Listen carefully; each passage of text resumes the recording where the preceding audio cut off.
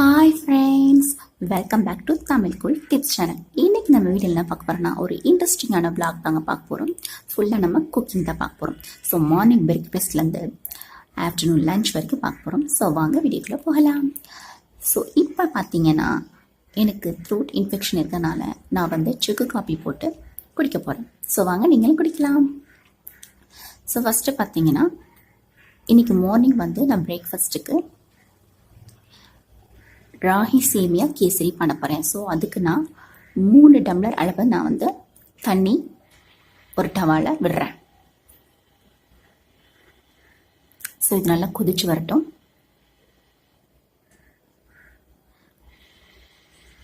So பார்த்தீங்கன்னா இதுதான் அணில் எடுத்திருக்கேன். அணில் ராகி சேமியா எடுத்திருக்கேன். அது ஆல்ரெடி ரோஸ்டட் தான். ஸோ நம்ம ரோஸ்ட் பண்ண தேவையில்லை. ஸோ தண்ணி நல்லா கொதிச்சு வரட்டும். ஸோ தண்ணி நல்லா கொதிச்சிடுச்சு. ஸோ இந்த ஸ்டேஜில் நம்ம 1 பவுல் ஜீனி ஆட் பண்ணுறேன். ஜீனி ஆட் பண்ணி விட்டுக்கலாம். ஸோ அதை நல்லா கிளறி விட்டுக்கலாம்.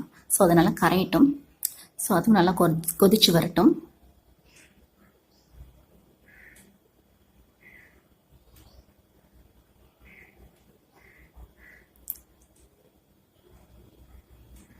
ஸோ ஒரு லிட் போட்டு மூடிடலாம். ஸோ நல்லா கொதிக்கட்டும். ஸோ இந்த சைடில் பார்த்தீங்கன்னா நான் மைதா மாவு, ரவை ரெண்டையும் பாதி எடுத்து தண்ணி ஊற்றி உப்பு போட்டு கரைச்சி வச்சுக்க போகிறேன் தோசை ஊற்றுறதுக்கு. ஸோ தனியாக கரைச்சி எடுத்து வச்சுக்கலாம். ஸோ இந்த சைட் பார்த்தீங்கன்னா ஜீனி விட்டு கொதிச்சிருச்சு. ஸோ இந்த ஸ்டேஜில் நம்ம இந்த சேமியாவை ஆட் பண்ணலாம். ஸோ நான் இதில் 3/4 பேக்கெட் போட்டுட்டேன், அந்த 3 டம்ளர் அளவுக்கு. ஸோ இதை நல்லா கிளறி விட்டுக்கலாம்.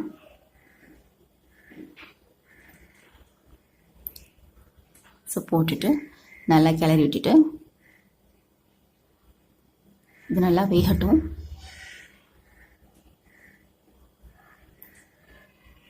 ஸோ இதில் கலர் ஆட் பண்ண தேவையில்லை. ஸோ இருந்தாலும் நான் கொஞ்சம் கலர் ஆட் பண்ணிக்கிறேன். ஸோ ஆட் பண்ணிவிட்டு மிக்ஸ் பண்ணி விட்டுக்கிறேன். ஸோ லிட் போட்டு மூடிடலாம். இது நல்லா வேகட்டும். ஸோ இந்த சைட் பார்த்தீங்கன்னா சட்னிக்கு நான் பொட்டிக்கல்ல தேங்காய், பச்சை மிளகா, கருவேப்பிலை, கொத்தமல்லி போட்டிருக்கேன். ஸோ கருவேப்பிலை போட்டிங்கன்னா டேஸ்ட் கொடுக்கும். ஸோ அதுக்கு தான். ஸோ சட்னி தாளிக்கிறதுக்கு எண்ணெய் விட்டு காஞ்சதும் கடுகு உளுந்து போட்டுட்டேன். அதுக்கப்புறம் பார்த்தீங்கன்னா இதில் வரமிளகா, கருவேப்பிலை ஸோ போட்டுட்டு பெருங்காயத்தூள் போட்டுக்கலாம். ஸோ இதை அப்படியே நம்ம சட்னியில் ஊற்றி விட்டுடலாம். ஸோ இதனால் நம்ம மிக்ஸ் பண்ணி விட்டுடலாம். ஸோ இந்த சட்னி நம்ம தனியாக எடுத்து வச்சிடலாம்.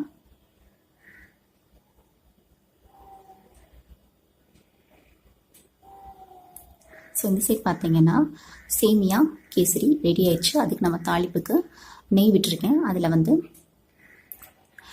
ஏலக்காய், முந்திரி பருப்பு, திராட்சை ஸோ நல்லா வறுக்கட்டும். என் நெய் ஒரு 3 ஸ்பூன் விட்டுருக்கேன். ஸோ அதில் நல்லா வதக்கட்டும். நல்லா வதங்கி இப்போ இந்த இதில் ஊற்றிடலாம் கேசரியில். ஸோ இந்த ஸ்டேஜில் இருக்கும்போது நீங்கள் ஆஃப் பண்ணிடலாம் சேமியாவை. ஸோ அதை நல்லா கிளறி விட்டுக்கலாம்.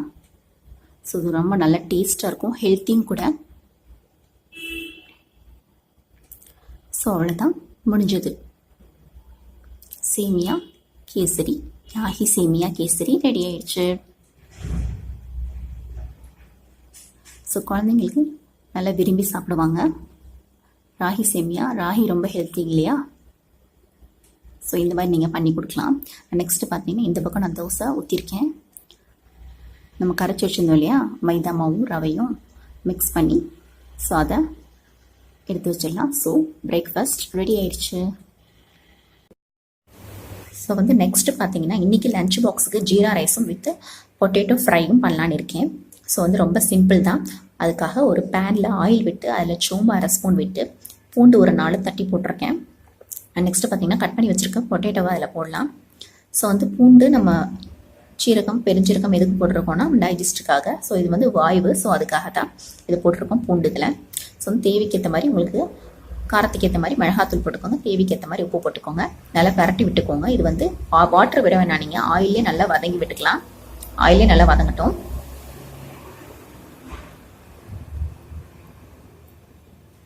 ஸோ அப்பப்போ நம்ம வந்து பரட்டி விட்டுக்கலாம். நெக்ஸ்ட்டு பார்த்தீங்கன்னா ஜீரா ரைஸ்க்கு செய்கிறதுக்காக நான் இதில் கீயும் ஆயிலும் விட்டுருக்கேன்.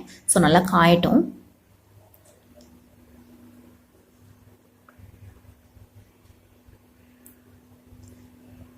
ஸோ இதில் வந்து இந்த சைடு நான் வந்து பொட்டேட்டோவை நல்லா வதக்கி விட்டுக்கிறேன். அப்பப்போ எடுத்து வதக்கி விட்டுக்கலாம். இல்லைனா அடியில் ஒரு மாதிரி கருகிற மாதிரி ஆயிரும். ஸோ அதுக்கு தான்.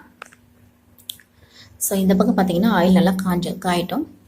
ஸோ ஜீரா ரைஸில் ஃபைனலாக வந்து நான் வந்து வேர்க்கடலையை வதக்கி அதில் விட்டுருப்பேன்.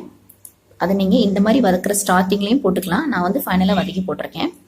ஸோ வந்து இதில் எண்ணெய் காஞ்சதும் ஜீரகம் போட்டிருக்கோம். ஜீரகம் நல்லா பொரியட்டும். இந்த சைடில் நம்ம ஒரு பரட்டி விட்டுக்கலாம் உருளைக்கிழங்க.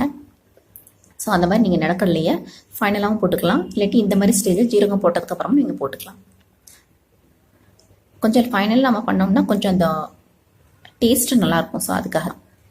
ஸோ நெக்ஸ்ட் வந்து கருவேப்பிலை போட்டுக்கலாம். நெக்ஸ்ட்டு பார்த்தீங்கன்னா பிரியாணியில் 2 போட்டுக்கலாம். ஸோ ஆல்ரெடி நீங்கள் பார்த்தீங்கன்னா நான் வந்து மிளகு ஒரு 1/2 ஸ்பூன் 1/2 ஸ்பூன் ஜீரகம் வந்து வதக்கி கிரைண்ட் பண்ணி வச்சுருக்கேன். ஸோ பவுடராட்டாக வச்சுருக்கேன்.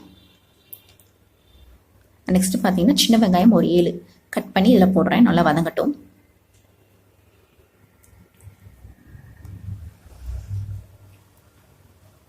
ஸோ நல்லா வதங்கட்டும்.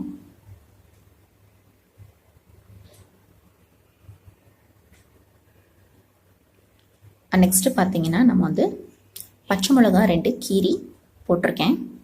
ஸோ குழந்தைங்க சாப்பிட்றனால காரம் நான் கம்மியாக தான் போட்டிருக்கேன். மிளகு வேறு சேர்த்துருக்கனால காரம் கம்மியாகவே இருக்கட்டும். 2 பச்சை மிளகா போட்டிருக்கேன். உங்களுக்கு காரத்துக்கு ஏற்ற மாதிரி நீங்கள் ஜாஸ்தி பத்தமாக வேணால் போட்டுக்கலாம். பச்சை மிளகா வேணா. இந்த பக்கம் ஒரு வதக்கிக்கலாம். நெக்ஸ்ட்டு பார்த்தீங்கன்னா பூண்டு ஒரு 5 பூண்டு போட்டு அதையும் சேர்த்து பரட்டிக்கலாம். நெக்ஸ்ட்டு நம்ம அரைச்சி வச்சுருக்கோம் இல்லையா அந்த பொடி இதில் போட்டுக்கலாம். இதையும் சேர்த்து நல்லா பரட்டி விட்டுக்கலாம். நான் ஆல்ரெடி வந்து ஒயிட் ரைஸை குக் பண்ணி வச்சுருக்கேன். ஸோ இதையும் நல்லா எண்ணெயிலே நல்லா பரட்டி விட்டுக்கலாம். ஸோ நல்லா ஃப்ளேவர் கொடுக்கும் இந்த மாதிரி நம்ம கிரைண்ட் பண்ணி போடும் போது. ஸோ அதுக்கு தான்.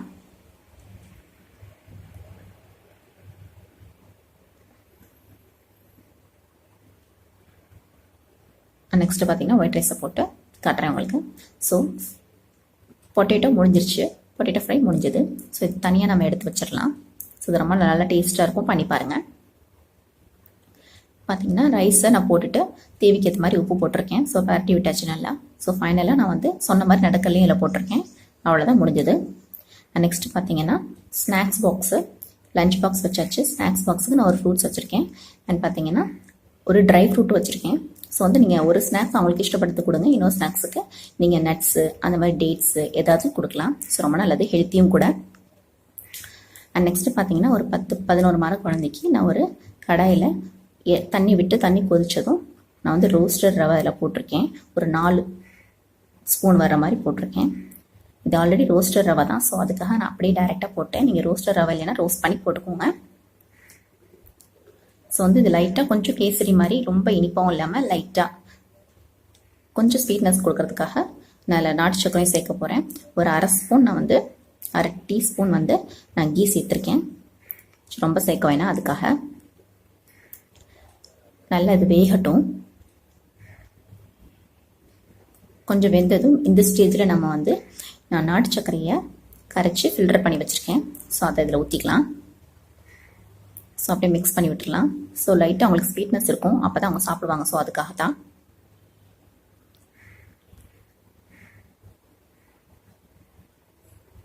ஸோ நல்லா மிக்ஸ் பண்ணி விட்டுடலாம். இது ரொம்ப கெட்டியாகவும் இல்லாமல் ரொம்ப லூஸாகவும் இல்லாமல் ஒரு ஸ்டேஜில் இந்த மாதிரி ஸ்டேஜில் நம்ம ஃபினிஷ் பண்ணிடலாம். ஸோ அவ்வளோதான். இந்த மாதிரி இருக்கணும். அப்போ தான் அவங்களுக்கு எடுத்து சாப்பிட நல்லாயிருக்கும் கொடுக்கறதுக்கு. ஸோ அவ்வளோ முடிஞ்சது. அண்ட் நெக்ஸ்ட்டு பார்த்தீங்கன்னா ரசம் வைக்கிறதுக்கு நான் வந்து ஒரு கடாயில் எண்ணெய் விட்டுருக்கேன். ஸோ இந்த ரசம் நல்லா டேஸ்ட்டாக இருக்கும். ஸோ இதை நீங்கள் ட்ரை பண்ணி பாருங்கள். கடுகு விட்டுருக்கேன். கடுகு உழுது விட்டுருக்கேன். நெக்ஸ்ட்டு பார்த்தீங்கன்னா சீரகம். நெக்ஸ்ட்டு வெந்தயம் எல்லாம் 1/2 ஸ்பூன் தான் விட்டுருக்கேன். ஸோ ஒரு 2 பேர் சாப்பிட்ற மாதிரி தான் இந்த ரசம். அண்ட் கருவேப்பிலை, பெருங்காயம் அண்ட் அரைச்ச கறவையில் மிளகு, சீரகம், தக்காளி, பூண்டு, பச்சை மிளகா, கொத்தமல்லி. ஸோ இதை அரைச்சி இந்த கலவையில் போட்டிருக்கேன். ரொம்ப வதங்க வேணாம், கொஞ்சம் வதங்கட்டும். ஸோ பார்த்தீங்கன்னா புளி கரைச்சலில் புளி, உப்பு, கருவேப்பிலை, கொத்தமல்லி, வரமிளகா போட்டு அதில் ஊற்றிருக்கேன். இதில் காரம் கம்மியாக தான் போட்டிருக்கேன். உங்களுக்கு காரம் வேணும்னா நீங்கள் அதிகமாக போட்டுக்கலாம். இல்லை மிளகும் நம்ம போட்டிருக்கனால குழந்தை ஒரு 11 மாத குழந்தைக்கு நான் இதை கொடுப்பேன். ஃபில்ட்ரு பண்ணி இந்த ரசம் கொடுப்பேன் மதியம் சாப்பாடுக்கு. ஸோ ரொம்ப கொதிக்க விட்டுறாதீங்க, டேஸ்ட் இருக்காது. ஸோ ஒரு இந்த மாதிரி நுரக்கட்டுற ஸ்டேஜில் நீங்கள் ஸ்டவ் ஆஃப் பண்ணிடலாம். அவ்வளோதான் முடிஞ்சது. ஸோ இதோட நான் இந்த வீடியோ க்ளோஸ் பண்ணிக்கிறேன்.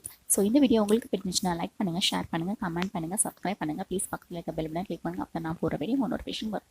ஸோ தேங்க்ஸ் ஃபார் வாட்சிங் video friends. Bye bye. Next வீடியோவில் பார்க்கலாம்.